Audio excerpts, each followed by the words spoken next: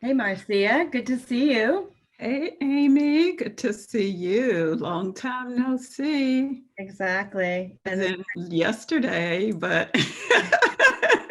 we do what we can do. we And do it's what we can do. and it's great to Yeah. have Meryl and Sarah with us today as well, providing our American Sign Language interpretation. So thank you both to Sarah and Meryl.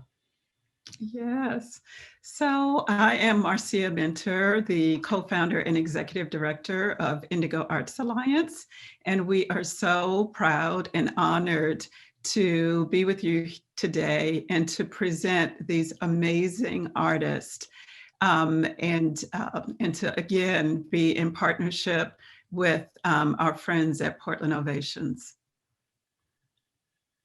And as the executive and artistic director at Portland Ovations, my name's Amy, and I'm also thrilled to be here. And in more normal times, our job is to bring artists from Maine and all over the world to come and perform here in the greater Portland area.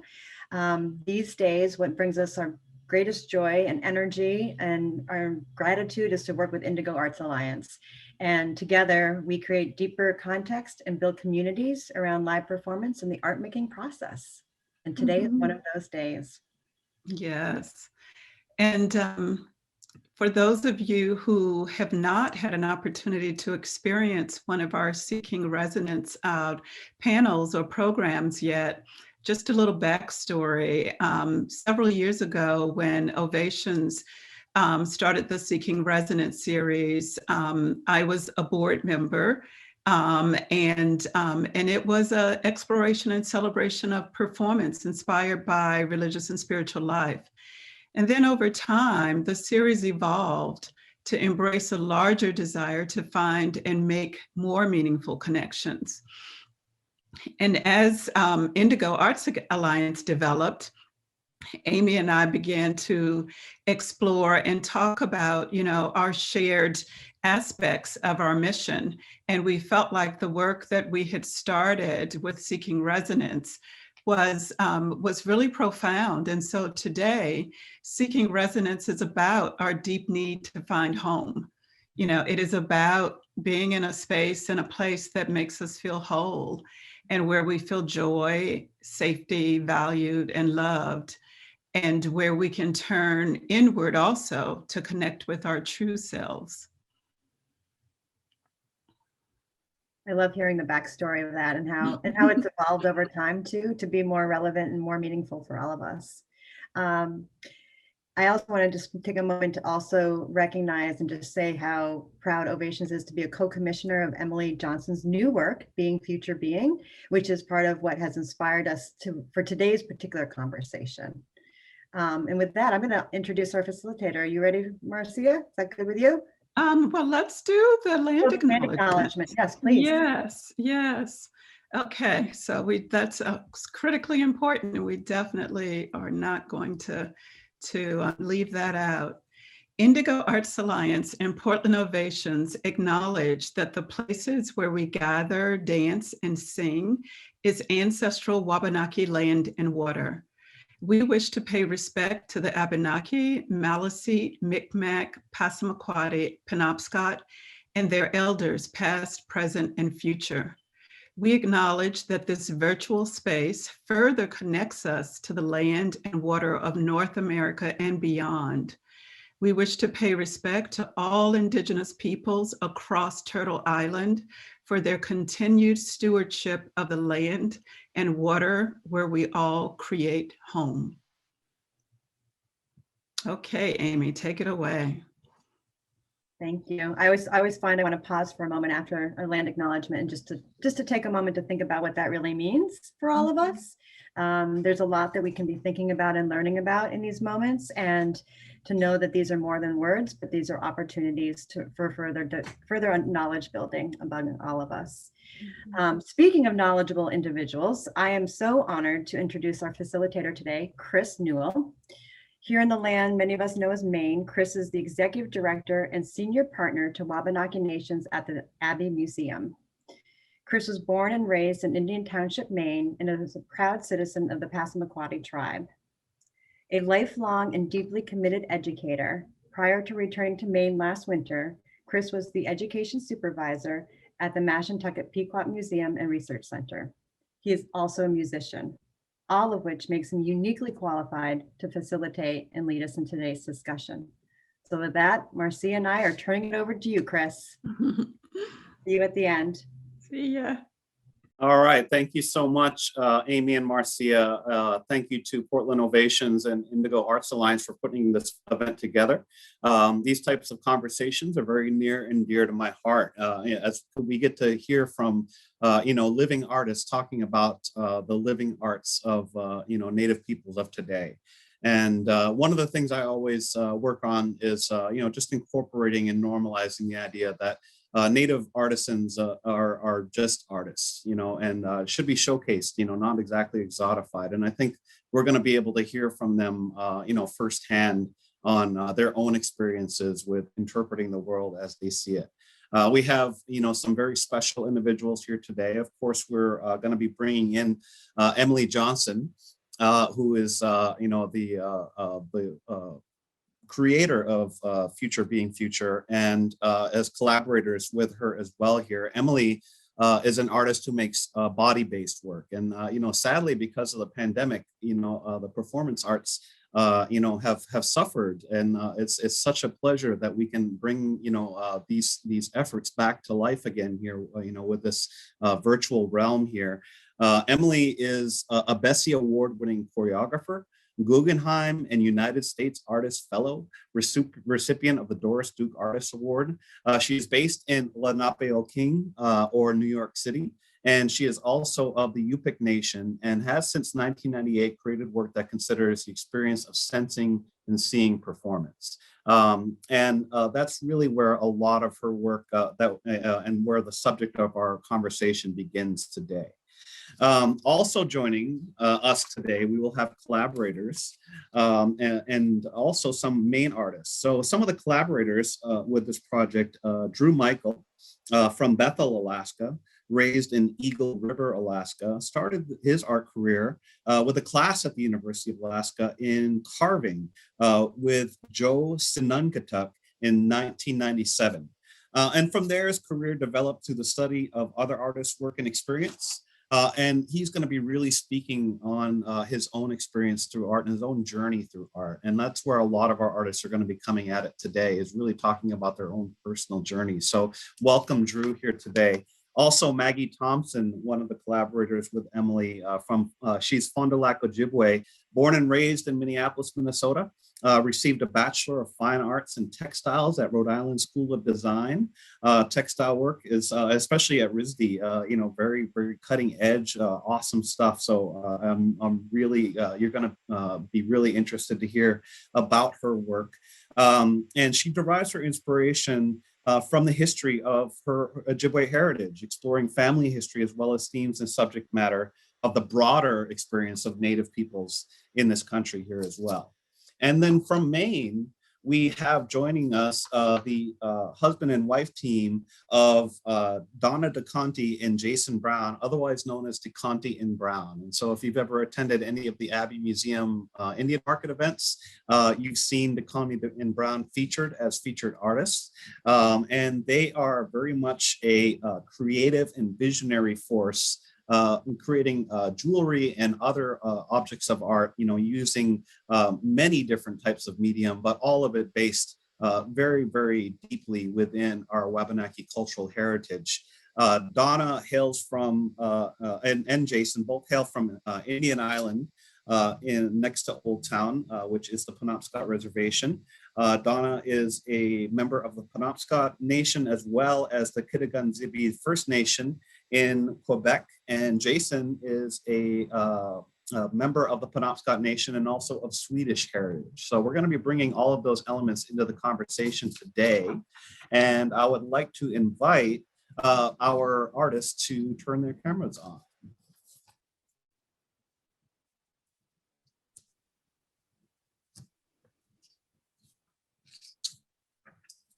So welcome, everybody. Looking at all these smiling faces. I've been talking a whole lot here, so I'm going to be, trying to turn it over to these folks here to really introduce themselves.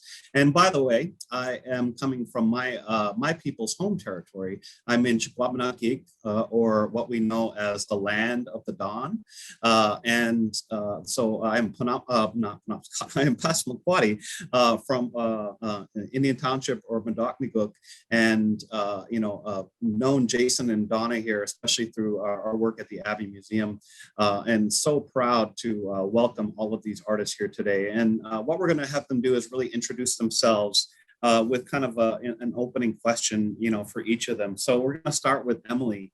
Emily, your work, to introduce yourself, is really about bodies and movement. And I love the quote on your website here. I view our bodies as everything. Our bodies are culture, history, present, future, all at once. And I'm going to stop the quote there because I think that's rich enough to begin with. I wonder if you can introduce yourself and talk a little bit about those words, about how you view the body in the work that you do. And also, please describe your project, Future Being Future. I forgot to mention that as well. Okay, thank you. Thank you, Chris. Well, I mean, first of all, as you were introducing the conversation coming and all of us just now, I was back behind my chair dancing. I just needed to move a little bit before sitting here with the screen, and I guess, and then so it's really delightful and beautiful that then you ask about body, and I think about our bodies. I think about our bodies in relation to everything. Our bodies being constantly being made, and also transforming all the time, from birth to death and back and again, and then also how everything from our bodies, with our bodies, is in relationship with the world, right? Our breath is in exchange with other beings in the world and with one another. The ways in which our cells moving, our thoughts moving, our emotions moving are part of a kind of choreography, or part of a kind of dance that is ever present and in relation with the more than human beings, with the things that we humans construct or deconstruct. And I guess I really honor and try to appreciate that in everyone. Everything comes from body. For me, story comes from body. Making anything comes from body, as well as moving. So yeah, thank you. I am from Inupiaq Nation, as you said. I grew up on Dena'ina land, up in what is called Alaska. I live now here in Lenape-Hoking, and hope that my work generates pathways for the Lenape diaspora to return home as they wish and as they want to. And I really, I hope that one day I can come back and be there with you on Abenaki, Penobscot, Wabanaki, Maliseet, Mi'kmaq, and Passamaquoddy land to visit and to pay my respects in person. But for now, I offer them through this sphere to you and to where you all are right now, the land that you are on. I think about our bodies always in connection to land. And, right now I'm a few floors up on lots of layers of concrete, but there's land there supporting me. And for me here, that knowledge that is Lenape land, and that this, where I am now, is Lenape-Hoking, that builds a kind of responsibility that I see that I have to this place that is, that really I'm occupying right now. I'm in my office at Abrams Art Center, which is this amazing social justice and artist-centered place here on the Lower East Side of Manhattan. It's a bit bright from all of the directions, from the light in front of me to the window to my right. Nobody can see this, but there's a big mess on my floor. There's a jacket hanging behind me over my left shoulder, and my mask is hanging there. I wear a green and black striped shirt, and my hair is long and down, and I have some great earrings. Oh, I'm gonna forget the artist right now, but I'll try to remember. They're kind of ivory-esque in color, and they're an Inuit designer. I'll remember the name in a little bit. Maybe I'll put it in the chat because their work is really amazing. I'm a dance maker. I'm a gatherer of people. And I think of my works as performance offerings. I make dances that intend relationship and resonance between and amongst the people who gather and the land upon which we gather.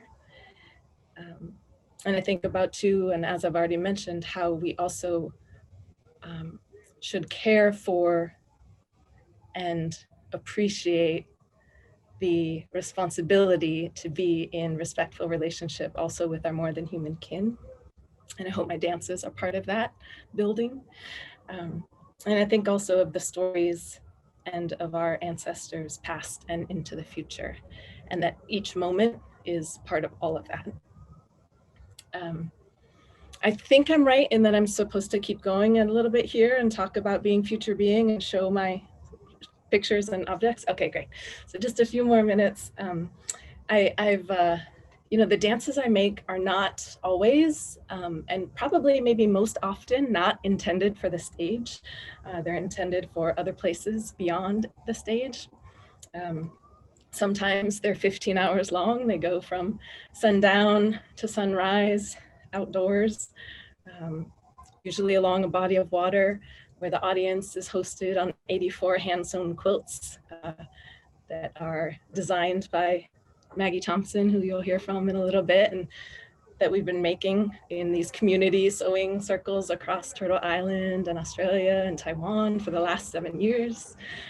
That performance project, Then a Cunning Voice and a Night We Spend Gazing at Stars, was really an effort to gather people together in an extended and endurance-based time frame that we might activate the relationship with the land that we were on, like actually be there over a night together and build our dinner and our breakfast together to for each person who was there in the audience to contribute to the evening. We're all here to make this time together a good one, and so we all have to take part in that in different ways. The food that we prepared and shared in that performance was gathered and planned by Indigenous food futurist Jen Ray. That evening also hosted fires and also a kind of roundtable conversation at about 3 a.m. And we watched sunrise in silence. And I hope that we all kind of like step forward into the day with a kind of like relaxed but renewed energy for what we can do and make together forward. Sometimes my dances include planting. We've planted on dunes here in the far Rockaways. Sometimes we're fixing bikes with refugee communities. Sometimes we're curating nights that are about story and include local storytellers and poets and authors. And sometimes my work includes feasting, kind of potluck style or potlatch style kind of feasting where everyone brings something that is meaningful to them and we share it, we share the food, we share the recipe, we share the time together. And everyone kind of goes home with those recipes, with those stories, with that nourishment. And these kinds of gatherings that are dance, they take years to build with community. They make community, and they also rely on community coming together to be part of the making. I host fires here at Abrams Art Center. I've done this since 2017, more or less monthly, and I consider this dance too. It's a space where the fire leads, the fire is center, and we learn from our kin, the fire, in an expanding relationship. And I think along those fires with Karen Recollet, who's a beautiful thought sister and colleague of mine. So this new dance, Being Future Being, I'm gonna wrap up in like a minute. This new dance, Being Future Being, you know, I love visioning toward the future, but I also just want to be in that better future now. Like, how do we conjure ourselves into that better future now? And from a performed gathering, how might these relationships and resonances I'm talking about, how might they create an actual kind of architecture? I've been calling that like an architecture of the overflow that is conceptual or structural, that can support our actions and our processes forward. Because obviously we can be in that better future, but we also have to dismantle these systems that have been harming us for over 500 years at the same time. So let's do that together too. Maybe I'll save my photos and objects for a time later, because I've been talking for a while. That's totally fine, Emily. And what a great introduction to you and your work in this project.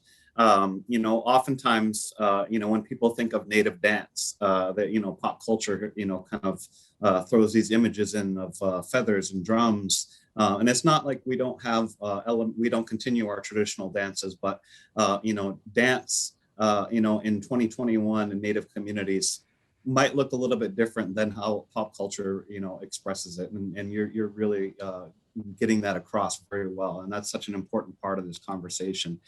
Drew, I want to move on to you next.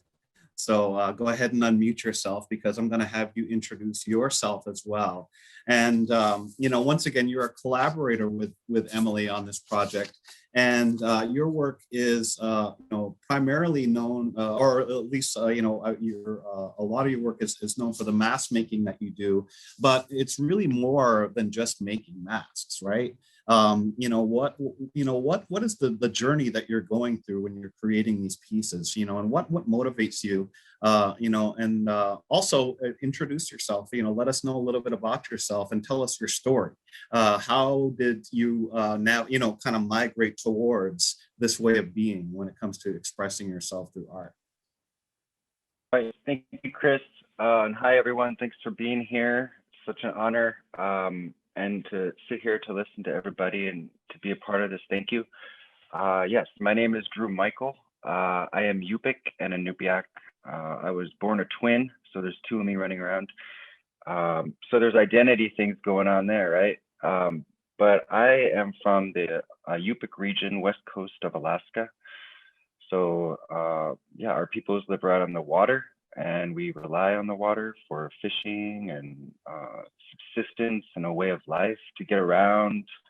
It's like the highway in the winter, and even in the summer. So you can travel around. I did not grow up there. I was adopted out, and I had white parents, but they wanted to keep us here in Alaska. And so as my own personal journey of self-identity and cultural identity and understanding and awareness, I had to come to a point where I accepted all the parts of self. And part of that journey was mask making. And when I was able to start that carving class at the University of Anchorage, Alaska with my father and Joseph Nungatuk, I kind of looked through that mask, the eyes of the mask, and it showed me who I was in some way. And I was able to kind of start to own and understand my identity, because the center of the Yupik peoples is not spirit. And so we see that everything has spirit. And within my work, it's not only spirit, there's also transformation. And with masks, I've traveled around, and actually that's where Emily and I met, was on a archaeological dig site in Quinnahock. And when we met, we started talking about this process of place and energy and humanity and how we connect to place. And so, yeah, like everything that I've been doing in my work, kind of my mantra is I'm protecting and activating our culture. So I try to remember the culture and learn from it, learn from the past. And at that archaeological site, we were physically learning from that place, the energy that was coming out of that place. Our ancestors were right there. I could feel them all around us. And then with that, we can take that knowledge and use it and activate it. And what I like to do also with my work is focus on people, place, and ritual. And to me, that brings it all together so that you're remembering where you're at, you're remembering the people who have been here, the story and the energy of the land. You take that and you can see the humanity in others, connect to them, and then you can move out and put it to ritual so that you're living it. And I love that, Emily, how you were talking about dancing and moving and flowing. It's a process. It's like our own rituals that help us flow the energy out. And so as a mask maker, I've really focused on transformation. And I don't only research and make art, I like to teach art. So I like to help other people go through that process and find what kind of transformation can happen within them and what kind of things they can see within the humanity of the world. And maybe the unseen, honor the spiritual world because it's all around. I don't know how good I am on time here. I keep going for a little bit longer. I do like to focus on identity. My tattoo is here. I'm the reality I never lived. And that kind of points to the concept that I'm not just white or just native. I can't pick those and choose. I am fully all of those.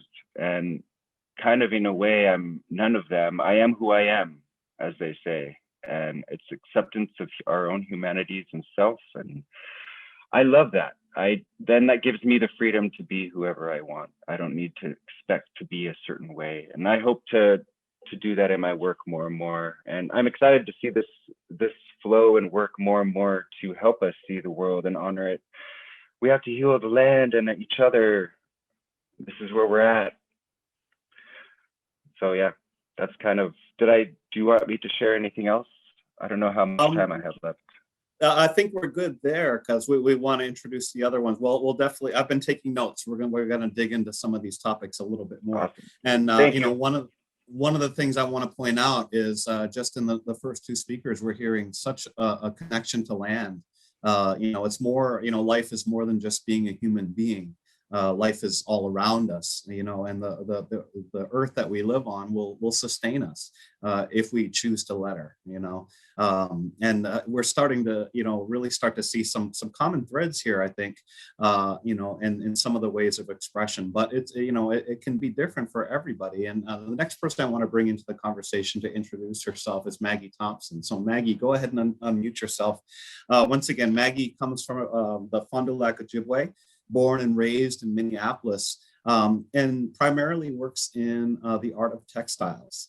And you know, our journeys, you know, into the world of art, especially in the modern day world, this, you know, this world that we live in of America with roads and cars and all of that. Sometimes for Native peoples, our journeys into this world, you know, can be somewhat unconventional, and you know, so, sometimes you know, they can be based. I mean, they're always based in our life experiences, I should say.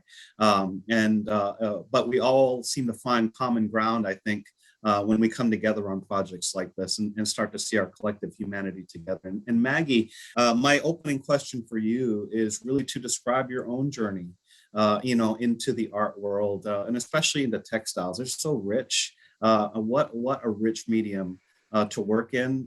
You know, it's got such tradition in some cultures going back thousands of years, and the idea of the future of it, you know, and what we can do with it is just amazing to me. But I do not work in textiles. I would love to hear from you. And once again, please, you know, talk about yourself. Let us know who you are and your journey through this world that we now call art in the English language. Well, hi everyone. Thanks for having me. My name's Maggie, as he said. I am Fond du Lac Ojibwe. I currently live on traditional Dakota land, also known as Minneapolis, St. Paul, Minnesota. So I grew up in the Twin Cities. My work, I guess I started textiles when I was probably in fourth grade, where I learned how to knit first, and kind of grew into it as a career when I went into college, which is where I had more of a formal training, but I've also just been doing art and I've been around art my entire life. Both of my parents are artists. My mom's a painter and a photographer, and then my dad was a musician and a graphic designer. So I've always kind of been involved in the art world and then also in the Native community. And I think, growing into the professional practice of being an artist, I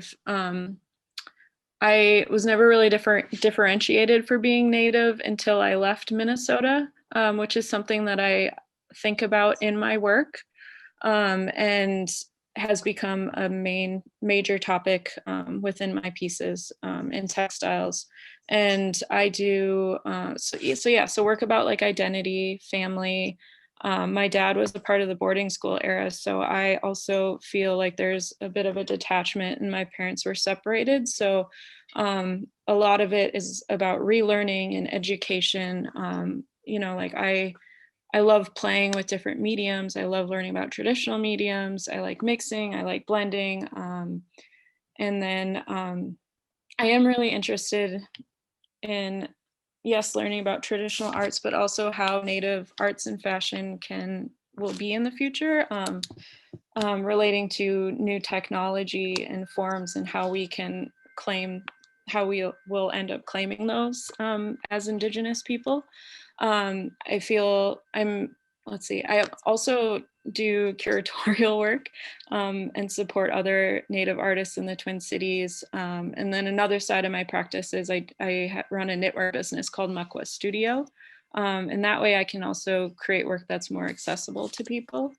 So I kind of wear many different hats. I also do, in my fine arts practice, a lot of my work is revolved around relationships and grief work. And I think that to me is also a connection to my heritage, just in terms of like really,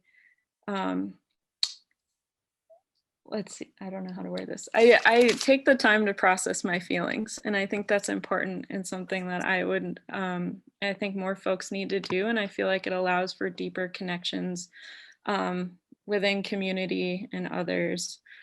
So that's whether, romantic relationships, friendships, relationships with parents, all different kinds. I'm always kind of thinking about that and like psychology, and then also emotions and reactions in the body, and try to reflect that within my work as well. And then, yeah, I think that's all I have for now. Thank you, Maggie. And when I think about your commentary on relationality, that's really built into Ojibwe is an Algonquin dialect, like my language is Passamaquoddy and Penobscot. And one of the things that's built into our culture is relationality. The way we refer to one another is often either our relationship to the land or our relationship to one another. And the Anishinaabe peoples historically, lived close by Wabanaki people before the Great Migration. And we share a lot of those cultural values, I think, through our language, even though we live geographically now in very, very different spaces. And I think what's happening is you're hearing, audience members, you're hearing Maggie really express that cultural value in the English language. That's one of the downfalls of that we're using the language of England, to try to describe, Native concepts here. But, you can still pull out elements of culture, even in the English language. And when she brings up the concept of relationality, that is so built in, to our languages, in Algonquin dialects. And just wanted to make sure that people were aware to see those things as these speakers talk. So now it's my great pleasure to introduce a couple of our main artists. They are a husband and wife team, but they're going to be speaking for themselves. So I'm going to introduce them separately. They are known as Decontie and Brown. So if you're looking for their work, that's how you'll find them if you Google their name. They are made up of the husband and wife team of Donna Decontie and Jason Brown. And I'm going to be going to Donna first. Donna, once again, from Penobscot Nation, Kitigan Zibi First Nation in Quebec. And, her question that I have lined up for her is really about the idea of a journey. And Jason's is remarkably about a journey as well. And we've been hearing in the stories of already from our artists the idea of journey when it comes to their art here. So Donna, my opening question for you, please introduce yourself, tell us all about you and your work, and also if you wouldn't mind, please answer how has your culture and creativity been a part of your own healing journey? Yes. Again, my name is Donna Decontie Brown. I am a citizen of the Penobscot Nation and also a member of the Algonquin First Nation of Kitigan-Zibi and Anishinaabe, located in Maniwaki, Quebec. I was fortunate to be born and raised on my traditional unceded territory of the Algonquin Nation. About the age of 6, my family relocated to my mother's territory on Indian Island. And it was actually at my 5th birthday party where I met Jason. We have a photo to prove it at my party. And so when my family relocated to Indian Island, I grew up there until the age of 17. And then we moved back to Canada for about 10 years. So I've lived approximately the same amount of time in each of the communities there. So growing up, I cannot begin to introduce myself without referring to Jason, because we grew up together on Indian Island. We were in the same grade. We were gymnasts together. We learned art together. We were best friends growing up. So we were always creating from a very young age. So we always had that connection. And then when we later connected as adults, through our friendship and then through our partnership as husband and wife, and then as actual business partners, that creativity just grew exponentially. And it really, we had those early start in our creativity through, the basket making, the beadwork, and making traditional regalia. Dancing at powwows and social gatherings was a big part of our upbringing. So tying all of that together and really being the root of where we could explore from there. So it was in 2015 when we formed Decontie and Brown, Decontie being my maiden name, Brown being Jason's last name. And we really focused on the jewelry making of our art form, and really staying true to our Wabanaki roots, but also providing a modern twist to our designs, making it wearable for anybody of any location, anyone who appreciates fine jewelry with Native American elements and inspiration. So and through the jewelry led to the fashion, where we've done a fashion show actually in Juneau and Boston, throughout Maine, and also Santa Fe India Market, which is the largest Native American fashion show in the world, and in 2018, 2019 as well. 2019 we actually opened the fashion show, so that was a great honor for us. So leading to the question that you had asked, Chris, in terms of my art being really a form of healing, and it's such an honor to be in this space with all of these amazing artists, and everything that you've said has really resonated with me. We definitely have some common understandings and inspirations of where we draw our art from, and it truly is deep rooted within ourselves, and also that connection to the land. And so I really have to acknowledge that, because in 2009, I almost died.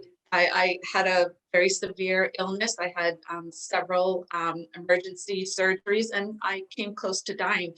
And so my art and the ability to be a dancer was actually what physically healed me from that injury and that medical crisis. And so, and there's a picture of some moccasins here that I beaded and that I'm wearing in the video that you'll see the clip from. of me fancy shell dancing, but that was the method of dance that I used in order to heal. And if I could just dance 1 minute, that was a success. And then 2 minutes and 3 minutes, and just putting on local drum group CDs and being home alone with my dogs and just dancing each day to get stronger and to heal. So that being said, I always looked at my art form and dance as a way to heal. You know, physically, we talk about historical trauma, and really transcending that to really focus on the resiliency of ourselves within and our people. So that's really been my focus. Now, fast forward to 2020 and we have COVID, right?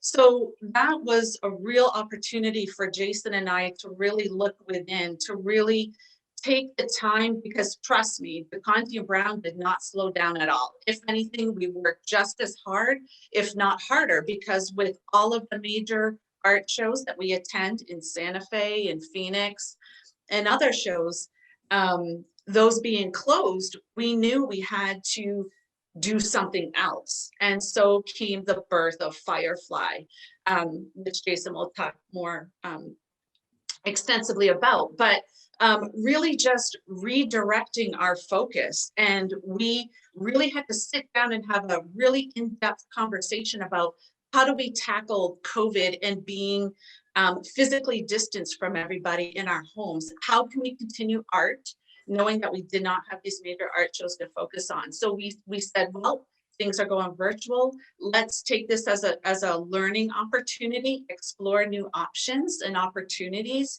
and grow from there. And also take time to heal ourselves. So not only to focus on the physical healing, this past year, we've both lost 20 plus pounds. We focused on our mental well-being, our emotional well-being, our spiritual well-being. So uplifting and focusing on that enlightenment within ourselves and the higher consciousness. And so really celebrating that and exploring, what does that mean? Who are we as individuals? Who are we as Native people? Jason has Swedish blood, I have Italian blood, but that's all who we are. So, you know, I really appreciate this dialogue, because only we can identify who we are. Nobody else can identify. Nobody can put a label. Nobody can put a name, or, oh no, you're this or you're that because you belong to a tribe, or you know this skill set, or you have this particular knowledge. As human beings, life is a journey, and it's all part of learning. So as we continue to learn, we continue to grow and hopefully share with others.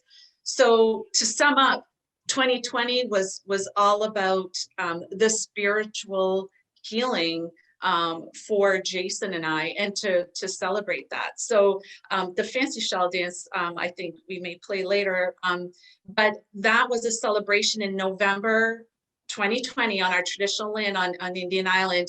Jason singing and drumming in the background, and I'm dancing as a celebration and an honor to honor our land and to honor our ancestors. And so that was my inspiration, to know that powwows may be canceled, social gatherings may be canceled, but dancing is not canceled.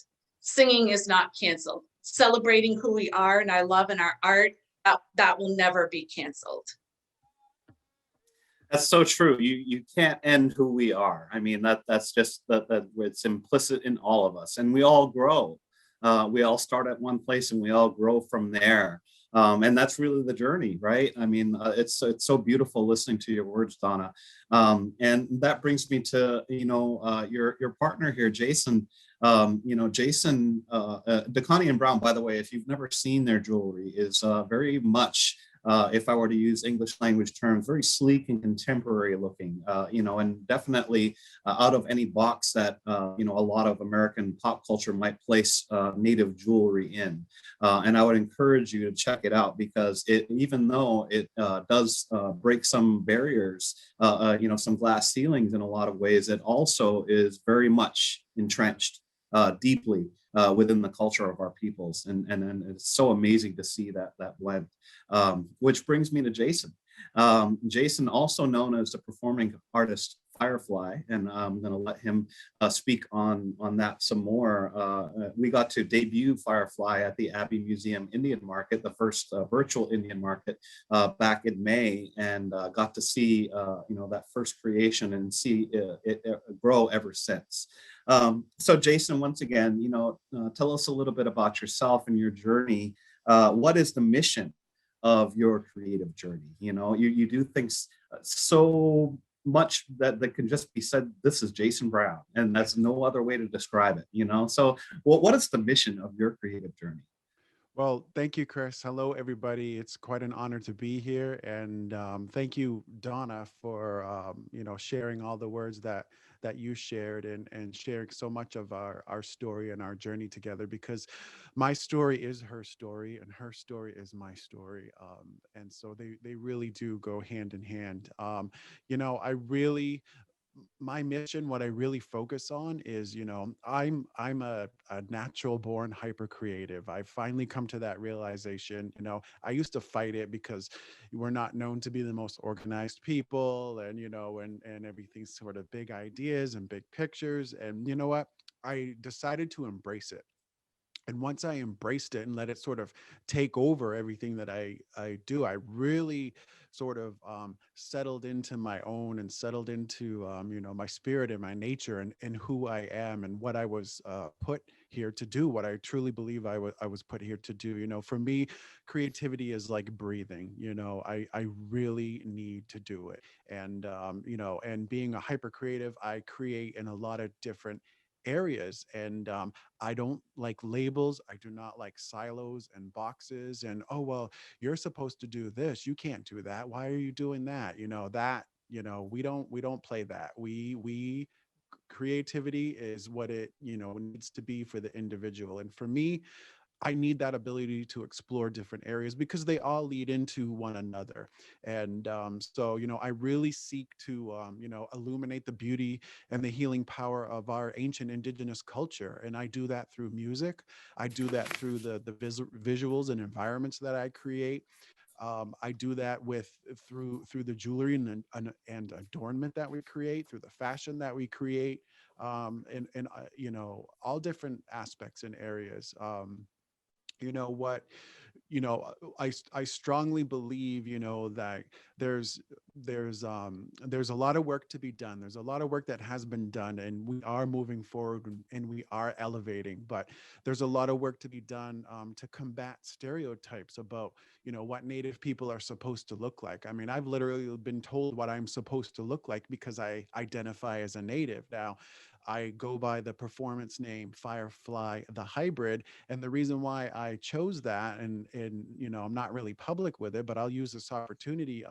I spent my entire life being called a half-breed, because being half Swedish and half Native, I wasn't raised in Sweden. I don't hardly know anything about that side of my family. I am researching and intrigued and trying to find more about that culture and incorporate that into my life. But being, called a half-breed, as if somehow it's my fault that, I have a Native parent and a non-Native parent. And about the time that I turned a certain age, it just clicked one day, and I said, you know what? I'm not a half-breed, I'm a hybrid. And that's where that came from. And so, I take that same approach in my work, and I'd love to show you a quick video that is part of my Kennedy Center performance that I did last year in cooperation or collaboration with Indigo Arts Alliance and Portland Ovations. They were so gracious to ask me to be a part of that.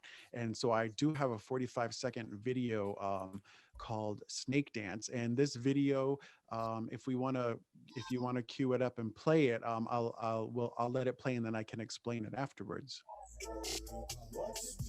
All right, we are going to cue that up for you and let you explain. And then artists, we're going to give you an opportunity. I have an opening question for you all, but an opportunity to once again show your assets as well in the next few minutes here. So hopefully our team is set up here. I don't see any messages saying otherwise. Mm-hmm.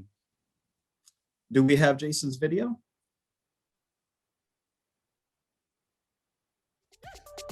There we go. I invited you, come back down and sing for you. Waters rising, what to do? Come on, sweetie, coming on you. Go up high and ride it through. Come back down and sing for you. Waters rising, what to do? Come on, we call on you. Waters rising, what to do? Come what to do? We call on you. Come on, high and ride it through. We call on you and sing for you.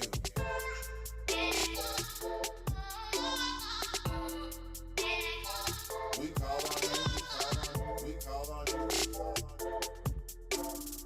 on you. Thank you for sharing that. The reason why I chose that is that song is called Snake Dance, and it's released as part of the album that I produced called Sacred Fire.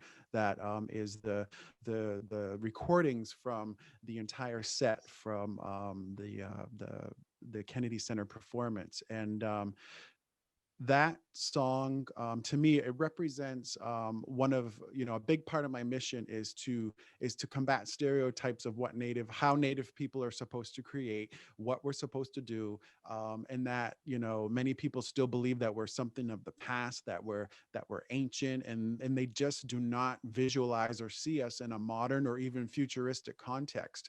So what I'm doing is I'm taking a traditional snake dance song that we were taught, that we sang in gratitude after the last big flood that took over the world. We still sing the song and we still do the dance that we did in honor of the snake when we came down off the mountains after the waters receded. And so in that song, I'm taking, a modern way and telling that story and putting some of the traditional chanting, some of the traditional notes and chords into that song. And then also the visuals that you saw, that is taking, using modern technology, everything that you see going on around me and on my body itself, on my space helmet and my spacesuit and, in the spaceship that I'm in, it's all done through projection mapping technology. So none of those effects were added in after the fact. They were all projected live around me and recorded all while I was performing, and it all had to be timed out. So to me, that's a pure representation of my mission of combating those stereotypes that Native people are something of the past. While we are inspired and we honor our ancestral traditions and the ancient knowledge that is handed down, our people, they adapted, they evolved, they took on new technology, they developed their own technology as they evolved over thousands of years. And I really feel like, what we do, what I do, what Donna and I do together is just a continuation of that important story. Thank you. Thanks so much, Jason. And that's a terrific segue into my question for you all. And by the way, audience members, we're going to give you some time here in about 20 minutes for some Q&A. So please fire up your questions, enter them in the chat if you like, and we'll have those given to the artists. Jason was talking a lot about, breaking the stereotypes of what Native art is supposed to look like, and all of these, things that do occur with us. And there's somebody that comes from the museum world. I can say that the Colonial Museum world does a great job of feeding implicit biases to the American and Canadian public that Native people are dead and gone. When they only show, or 95% of a gallery shows only historical art. And yet look at all of these great artists we have here today.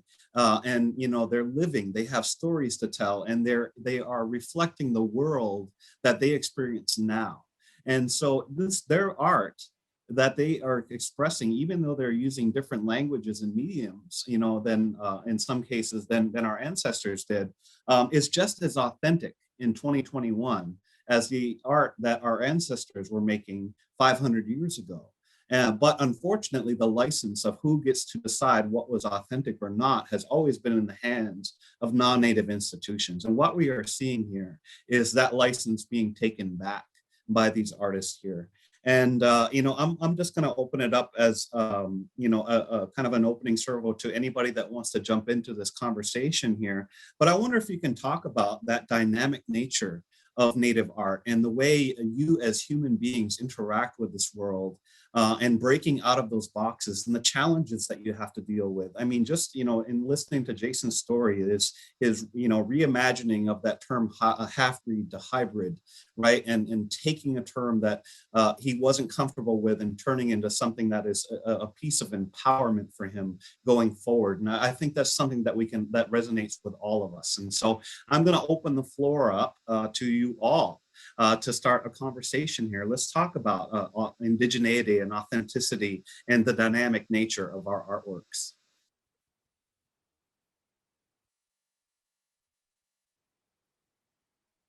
Nobody wants to be the first one. So I'm going to come back to Emily. Oh, Drew, I see you unmuted. Oh, yeah. Okay, Drew, you're up first. I was just going to talk about that struggle starting out into mask making and not knowing what that even looked like. Like, what is this? I think now, like after going through the same, I feel like I went through some very similar conversations in communities. I didn't grow up in the village, so when I went back, I was also called a half-breed, and then I'd go to the city and then they'd also call me a half-breed. I was never right. And I was like, I don't want to feel like that. I had to come to an acceptance of my own humanity and then breathe and be okay with it and know that I didn't want anyone else to feel like I felt when I was growing up. I didn't want them to feel shame or guilt or not even understanding why am I getting this attention. I wanted to be a role model. So with my work, I not only talk about humanity, I try to help other people see their own humanity and lift them up in that space, because we all carry that sense of importance. We all carry something great to offer. So anyway, I don't know if that answered the question, but it felt like seeing humanity in ourselves and then building that into our work can help the process. Did you want to talk about any of the samples that we have of yours? Or do we have samples of yours? Yeah, I actually, one of the photos, if you want to go to them, there's a fire image, if that's... there it is. Yeah. That's kind of a ceremonial aspect, but speaking of humanity, and I think this is why Emily and I connected, is that the process of fire, I know that you had talked about fire. I feel like elements around us bring transformation. They physically bring it, but then they can represent the emotional and spiritual transformations that can happen. And so as Inupiaq people, like we were talking from West Coast Alaska, everything carries energy. And in this particular project, I worked with that lady who's holding the mask in that photo, if you can see it. Her name is Elizabeth Ellis, and she's from Alaska, and she's a painter. And on this particular project, she used acrylic. But we focused on different ways the world impacts us and can change and disform us as we are physically. And because everything carries energy, we wanted to show this project, travel it around. They all represented 10 ailments within Alaska and the world, all of our humanity. And people were able to sign the backs. These are 3-foot by 5-foot masks, if you can't see the image. And we had a ceremony and asked the ancestors to come, and we purified the space. I went around the land and asked the ancestors to be there with us when we were going to go through this process of release, transformation. And so I invited the community to come, and we did a ceremony inside, talked about traditional ways that we can do this and have done this, but then how we can apply it to today. And then as a community, okay, so masks, I had a friend tell me once who saw this exhibition or this project, and he said, you know, what's really interesting, Drew? Masks are worn by one person, but this project, it's carried by everybody. We're all carrying this. And so I felt like it was so natural during this ceremony, the ritual, the coming together and honoring a place, people, and spirit.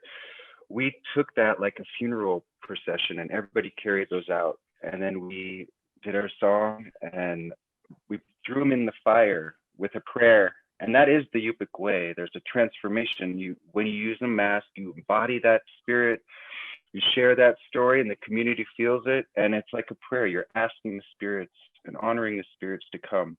And that night, there were like over 400 people there, and it was so powerful. And I still hear stories about it. But that process of seeing humanity, seeing the world, and honoring it, it brings balance. It brings harmony. And that's what we were trying to do with this piece. And that's, yeah, thank you for kind of opening that up with the suggestion of the photo. That kind of helps. Yeah, and you know, and listening, I'm going to go to you next, Emily. I hear, you know, the terminology all of you are using.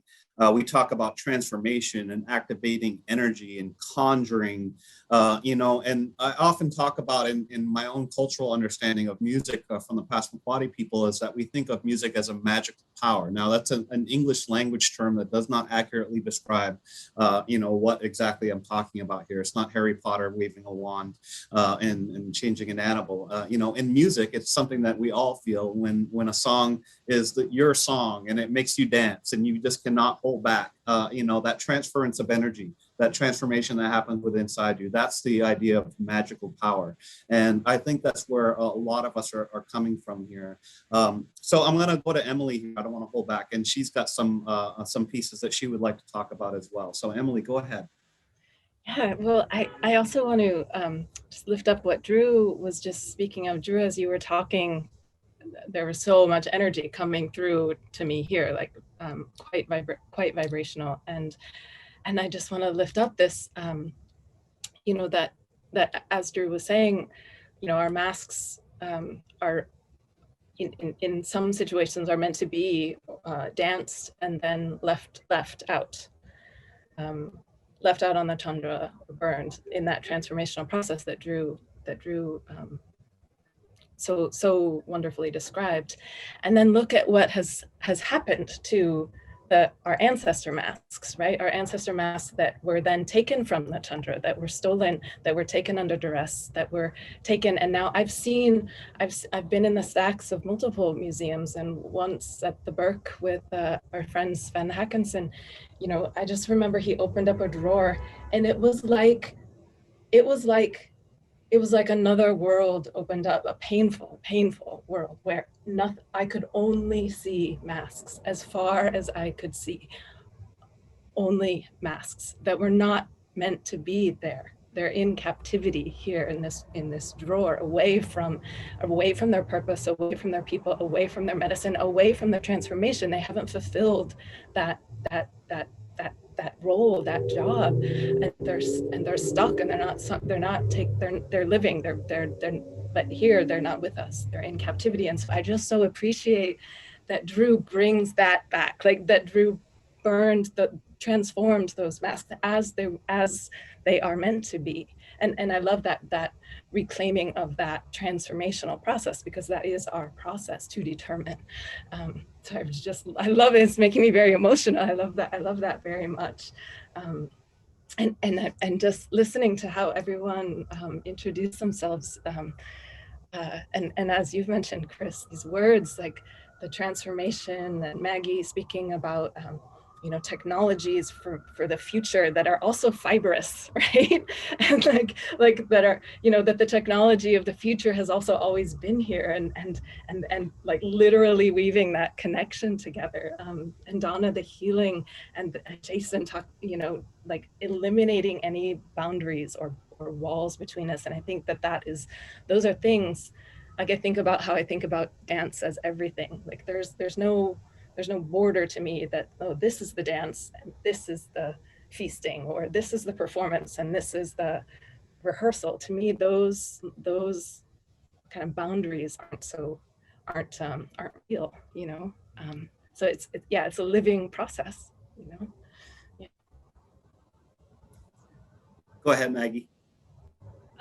Yeah, I feel like that, you know, like thinking about objects and being an artist and having work in collections, and like, you know, I think that's one thing I really value, having worked with Emily and thinking about the quilts that we made. I know, well, also in relation to museums thinking about the Repatriation Act and the movement of returning objects to people, and so that they can use because they're meant to be used. And now for the quilts, I think that's why I'm in love with that project so much, is because you know, they get used. It's like, and they were created by the community for the community, and they're walked on, you know, they're, you know, like slept with. And I think that's something important. And just in relation to that, yeah, just throw that in there.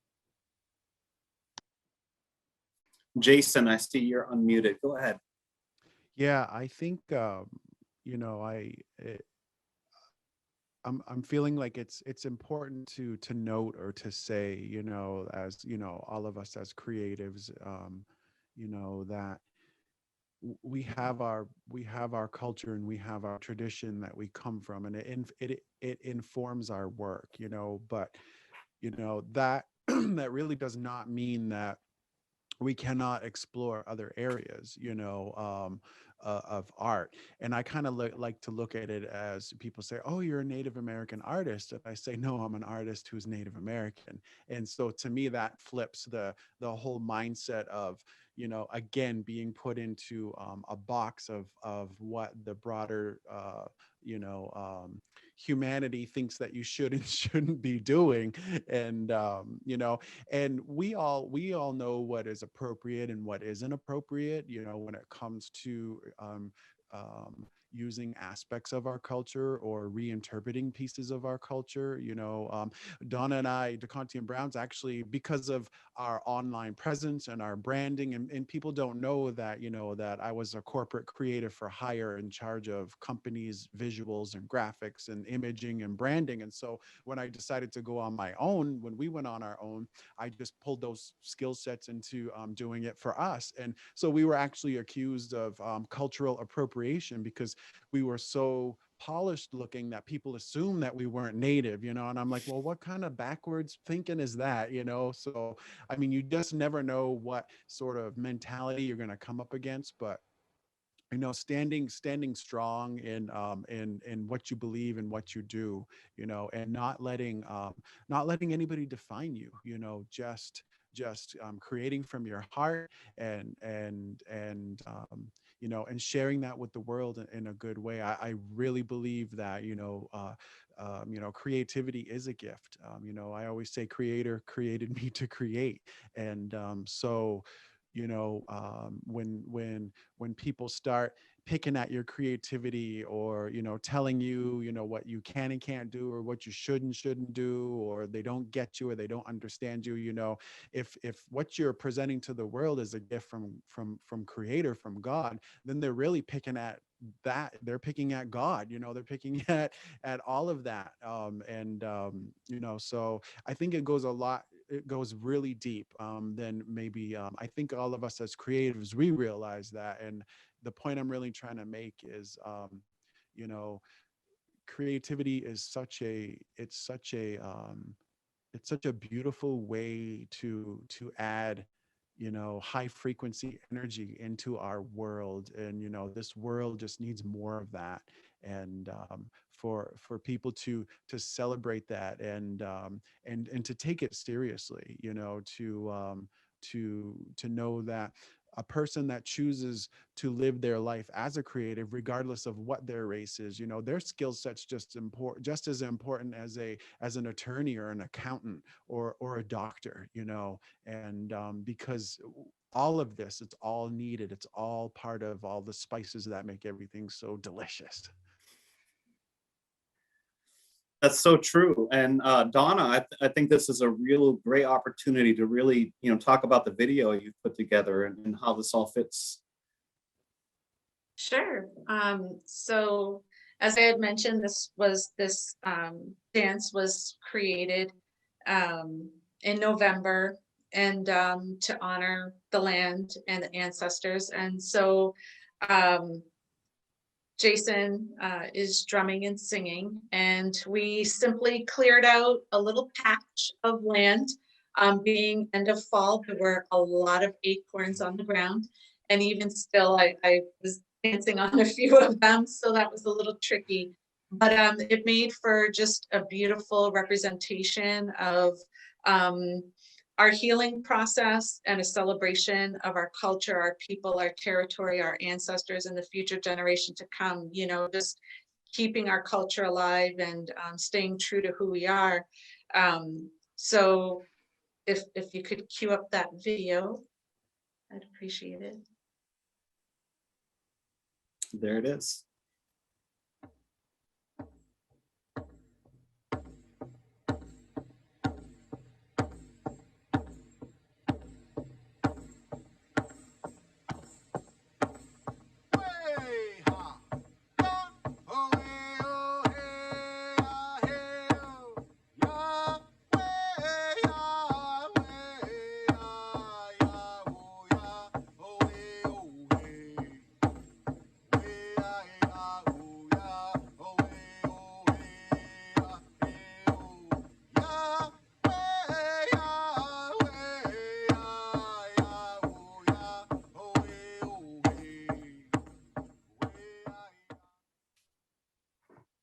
Thank you. So that's just a short clip. The entire video is available online. But so as you can see, my regalia consists of that particular dance, a fancy shawl dance. So I have on a beaded skirt with Wabanaki double curves at the bottom, a shawl that Jason and I made together several years ago that incorporated cultural designs from not only my Penobscot heritage, but also my Anishinaabe heritage as well. And the moccasins, as the photo, if somebody could bring that photo up, I'm wearing those beaded moccasins as well. I come from a long line of traditional dancers. I'm the oldest of 5 daughters. We are all traditional dancers. As well as many of my sisters, dance fancy shawl, traditional, and jingle dress, which is a healing dance. And so these moccasins were the first pair that I ever made. And what happened was, wearing traditional moccasins, the sides and the toe, the top part, are typically made of deer hide and the bottom made of moose hide. But when you dance a lot, like myself, you tend to wear those out, so you develop holes on the bottom of your moccasins. And so I had this idea, you know, to create this fully beaded pair. And Jason said, you know, if you spend all of this time, you're going to wear out the soles. So I had to make the decision. So I purchased a very lightweight pair of canvas shoes, the lightest weight I could find, and I beaded onto those shoes. And it took me about 3 weeks to do. And so now that they're beaded, they're a little heavier. But in addition to the other parts of my regalia that aren't shown in the video, but that I typically wear when I jingle dance, a fully beaded belt, cuffs, accessories, hair ties, earrings, those sorts of things. So several weeks, months worth of beadwork put into these items that I wear, my regalia that I wear when I dance. And just as, you know, an example to show of, you know, using something with traditional materials and then making the decision for whatever reason that may be. Sometimes it is just pure functionality. So now I'll have these shoes, these beaded moccasins, for a very long time. And I dance with them to this day. My beadwork is not something that I make and that I don't currently make to sell. It's more for my own personal use and to be handed down in the future. And for me, my beadwork, and this is just for myself, but it's my time to pray. It's my time to meditate, to really be focused and centered. So it's very healing in that aspect. So, you know, just one example of many that I could include, but thank you for allowing me the time to share. And the flower, as you can see on these this beadwork includes the Trillium Flower, which is found in our territory here in Maine. So it's in a lot of the beadwork, of the double curve designs of the Wabanaki, in my other beadwork as well. The fiddlehead design that is often included in our beadwork. It's one of our traditional foods here in the Northeast. So yeah, just being inspired by nature. It's who we are. You know, we're connected to the land. How could we not be inspired by it and represent that in our art form? Yeah, and I think it brings to mind, context of how a lot of our traditional arts, are created and how they're used. And to bring Emily back in the conversation, she talked about putting the mask in the drawer as a way of conservation. Oftentimes that's done with beadwork as well, with, dance roaches and things of that sort. And the problem with doing that is some of those materials are made out of natural materials. They actually, if you leave them in a drawer, they dry up and they actually get destroyed in the conservation process. They need to have access to life, air, and water.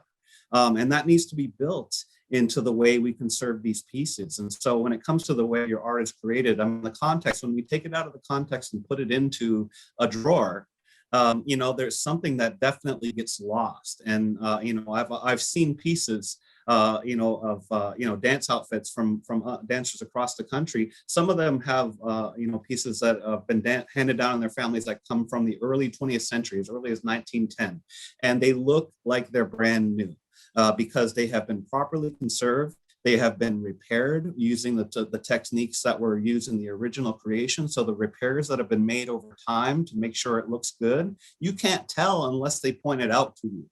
Our artwork being repaired, right, and giving it life that way. And so Emily and Maggie, we haven't gotten to your pictures yet, and I want to give you an opportunity to do that before we go to audience questions. But Emily, I want to bring it back to you really quick and just think about that topic and see if you can draw it together with your samples. Yeah.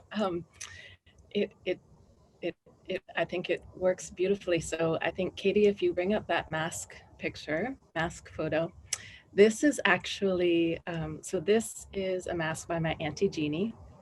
And I realized today that it is almost 5 years since she passed. But I'm sharing it with you today. I think she was just very strongly in my mind this morning. And as I was thinking of her this morning, I'm remembering that she's the first artist that I knew. She's a potter, clearly. I loved going to her house. It was this beautiful, creative, warm house nestled in the trees at the base of a mountain. And her work area always had her works in progress there. And she did pottery, thrown pottery, and also these hand-built masks. And so these are Inupiaq masks, but with a material that is not an original material to make masks, so the first artist I knew was working with form and function, as I think as Donna and Jason have been talking about so much. And I really, I don't know, I appreciate her so much, and her way of bringing her work and our culture and our masks together in this way. So I wanted to honor her by sharing this with you, and also honor, I think, my lineage of being an artist. Maybe she's maybe somehow before I even knew it, because I didn't start dancing till much way later. I think she really influenced me just by the way that she worked. And then this leads me to my next photo, Katie. So this is from a dance called Nichugni, which is a word that means to pay attention. And this dance really held stories and transformation at its heart. In it, people changed to animals, animals changed to people. The dancer Aretha Aoki and I sometimes merged into one. We tried to merge into one. We were trying to lessen the kind of boundary between our physical self and one another, and also our ancestors. And we also danced in a way to appreciate all of the ancestors who were in the room. And we also tried to dance on the ground below the stage and through the walls. not all of the stories were, not all the stories were nice. There were stories of when I was a child, a man licked my ear. And so I wrote this story that akined that to a monster biting off my ear, and related to the extraction of Indigenous women and land. There was a story about like digging into my chest as a way of kind of offering a version of digging into and the destruction of land and of mountains. There was a story that of ransacking of my grandma's house, and of men throwing her pots and pans on the ground, as a way to speak about the stealing of land. And that story also talked about this monster taking all of the blood out of our bodies so that it could count every drop and then put it back in relation to blood quantum and kind of federal policies about extermination.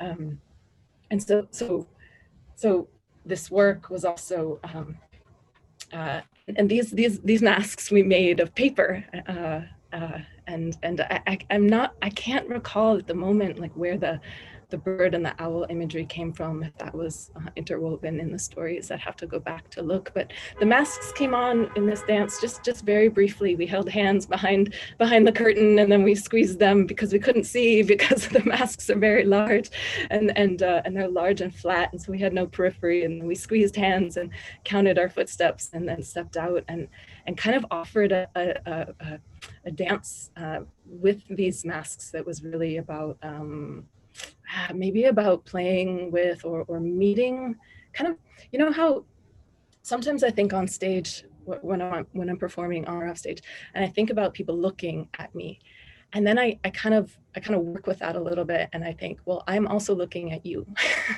And so your gaze is not necessarily the priority. Like, let's meet one another here. And so we were doing that with these masks. And you can kind of see in that image, there's this object hanging above you. If you come back to me, the dance was also housed under 50 fish skin lanterns.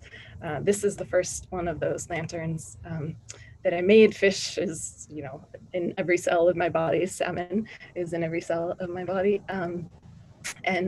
But I had never worked with fish skin. And so I learned from Audrey Armstrong, who's Dene, D-E-N-E, basket maker in Alaska, makes incredible fish skin baskets, just amazing. Look her up, please, her work. So my mom and I took a class from her across the bay from this little town called Homer. It was like a few days of camping and learning how to scrape the skin and sewing it. And we made a different style basket. But Audrey said that once we learn how to do this, we can make anything we want. And I just had this image of these 50 fish skin lanterns above, and I've created quite a relationship with what it means, like what each of these lanterns hold. It takes about 4 days to make, and because I wanted 50, I needed a lot of help. So we started holding fish skin workshops across what's called the United States, up in what's known as Vermont, down in Arizona, and in Minnesota-Makoche. And I remember everybody who brought their energy and their time and their effort to scraping the skin and sewing them. And Maggie, I'll show off my stitching. I never stitched before working. Can you see? I can't tell. I never stitched before. I hated sewing before working with fish skin lanterns, but then I started to love it working with the fish skin. And now Maggie's had me sewing for like a decade. This is one of our quilts that my dog was just sitting on. Maggie was talking about how they're used. And yeah, these quilts are brought out for the fire every month, and my dog sleeps on them, and they're here in my office. So yeah, thank you. So that's such a great segue to Maggie, because I know Maggie has some samples here to show us. And then we do have a question loaded up that I will be giving to all of you, again, the opportunity to answer. And once again, audience members, we will have a short amount of time for a question or two, but I want to give the floor to Maggie. Yeah. So if you can call it my first image, we've been talking, family portrait. If that works. Yeah. So we've been talking a lot about expectations of artists. And I feel like for every Native person, you kind of get asked this question. And for me, I really started to think about it during my senior year of college. Like I said, I never felt really differentiated until I left the state of Minnesota for being Native. And I think I just really needed to break it down simply. So this is a piece that I call family portrait. So my dad is on the left, I'm in the middle, and my mom is on the right. So I'm 3/8 Native, and then my mom is German and Irish. My dad's Native German. So for me, I really needed to just see it visually and then kind of take it from there and understand, and also like really think about the issues behind blood quantum, and like start to ask those questions. So that was kind of how I like just started processing all that, and I feel like you just continuously process it. I feel like right now I'm like I was on the phone with Emily the other day, but I'm on a board and they're working on their land acknowledgement. And then, I being the only Native person in the group for anti-racism, there's like an expectation, they're all really great people, but it's like understanding my place as an Ojibwe woman occupying Dakota land, and how do I join that conversation in a predominantly white organization, and how can so I feel like we're continually faced with these challenges, and it's like figuring out my place in that. And then for my second piece, our bound identity, I think I do. So I mean, my work, it's like very conceptually heavy. I feel like it's very sparks emotions, and then talking about identity. This piece is called Bound Identity. It was shown at the Walker for a night of performance, and talking about the expectations of institutions and organizations on Indigenous people, and what kind of work the expectation of work to be shown. And I think, speaking of that box, Jason, that you were talking about, because I feel like there's a pressure, there's an outside pressure, and then there's also, I personally feel some internal pressure, and I don't know what that's about. I'm still figuring it out, because I feel like, like when I talk about my work, I do identify as a Native artist, but I really do like to push the boundaries of Native art and textiles, specifically dealing with like materials and just topics. But I mean, this one is, so this piece, Bound Identity, shows these two young girls who are like my nieces, and they are chained to these gallery pedestals, so they're on display, and they have I wanted something easily identifiable as Native, so I made them each shawls, and they're just watching a movie. So it's like the idea, like they're just kids. They're watching Hunt for the Wilder People, laughing, and yet they are being identified as Native and put on view. So thinking about that, and engagement in institutions and that role. For my third piece, Swallow, I feel like that speaks more about my work, the emotional work and processing, and grief work that I do. It's photo transfers on clear, like see-through fabric, and then there's laser cut modules, and each one of those squares are little pockets. So I'm interested in learning about laser cutting. One thing I'm doing is training in industrial knitting, which is something that I learned in school and something that I want to further in my personal practice, in terms of my knitwear business and also fine arts practice. But yeah, so this piece, getting sidetracked, has these modules in it, and it's talking about esophageal cancer, and I lost my best friend to esophageal cancer a few years ago. So like taking the time to really understand the body and what's happening, it helps me within my grief process. And I think Donna, when you were talking about it, healing, I think that's one thing that I'm really attracted to about textiles, is that it really causes you to slow down and really think, because you're building out of small things, like something much larger, also relating back to the quilts. And yeah, I guess that's what I'm really attracted to about textiles. And then for the last picture of the quilts, you know, I think with that project, I really love, because it was, you know, like talking about being on Indigenous land, it really engaged community. Emily, that's one reason why I love your work and have been inspired about your work, is because you bring community with you everywhere. It's amazing, and I love it. And and then thinking about, I love these quilts too, because they kind of became, they were, hold on, I gotta look this up, I take notes. They documented history. So it's like, you know, we brought them up to Standing Rock. We brought them to the Women's March. You know, I brought them to different community events. I brought them to Taiwan. Emily, you brought them to Australia. So in a way, they keep track of what people are thinking of in the moment. And then with the question of what do you want for the well-being of your future and your family, that's bringing it forward into the future. Yeah, so I'm just gonna stop. I feel like I'm talking a lot, but that's kind of, those are the slides. Thank you so much, Maggie. And you know, we ran over a little bit. We do have a question loaded up, so I am going to ask a question to you all, and then we're going to wrap up. I wanted to make sure you all had your time. It's such a rich conversation here. I think people will got a lot more of listening to you than listening to me. So I wanted to make sure that you all had you know, an accurate and adequate amount of time to express yourselves. But we did have one question that did come through. This is a music-based question, interestingly enough, so I might have something to say to help this one out. Let's see, it's a question from Cooper in Portland, Maine. He wants to thank you all for sharing. It's inspiring to meet people who value identity, healing, precious things in art.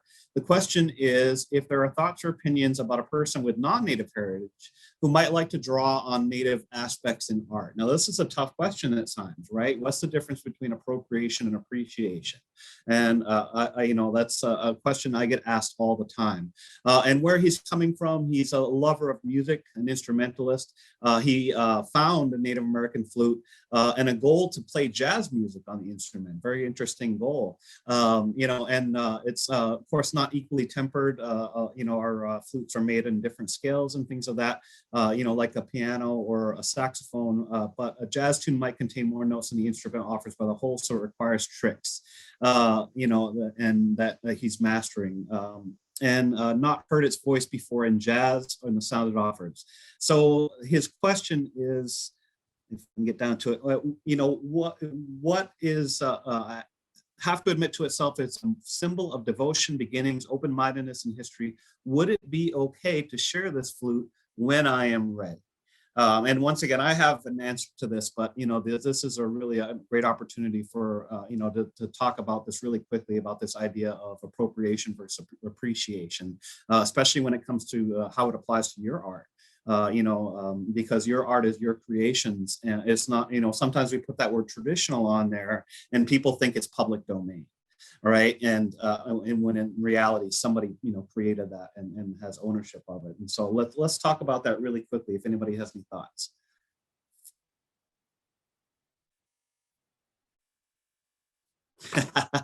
Yeah, so I figured, once again, it's a music question. I will say that just from my point of view, as somebody that studies music, oftentimes jazz is referred to as the first American music, and I have a big problem with that, because that's the first music that was created in America after settlement by colonization, and that kind of disregards all of the different, you know, 1,000+ different cultures of music and traditions that we all have here, and they're so different from one another across all boards. So is there one answer to this question that's going to be right for you? Or, you know, in some instances, in some contexts, you know, this type of thing, you know, probably is okay, but in others, maybe not. It really takes some time, and that you got to get beyond the idea of Native American, because that generalized terminology, American Indian, Indian, Native, all of those things, we are really none of those. Emily's Yupik, Jason and Donna are Penobscot, I'm Passamaquoddy. That's how we really self-identify. It's just these English language terms that we have. So if you're really going to study a tribe's culture, really narrow down to the tribe. There is no Native American tribe. It just does not exist. And so therefore, if you're going to get it right, it really comes down to, learning from a particular tribal group and getting permission from them, when it comes to whether it's right or not. And then it would be right in their context. And that would be my best advice that I could give to that question. And I'm just wondering if anyone else has any last thoughts before we wrap up. Could I say something really quick? Yes. I don't know if I remember this correctly, but I guess Chris had mentioned that he found that flute.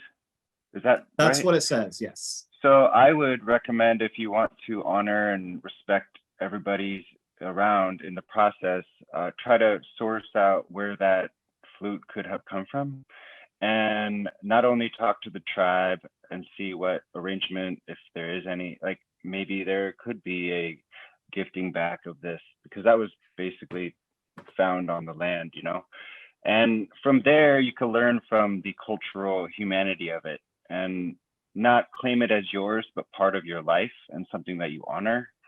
I would not feel right in keeping that, but that's kind of a question that you might have to do with yourself and with the tribe if you're able to find them, the peoples. That's beautiful advice. I think that's sage advice to listen to. So, ladies and gentlemen, we are over 7 minutes, so I'm going to wrap this up. What a tremendously rich conversation. I want to thank all the panelists. You guys are all awesome. The things to take away, the ideas of energy and movement, the conjuring and activating energy, the elements of community and our ties to land.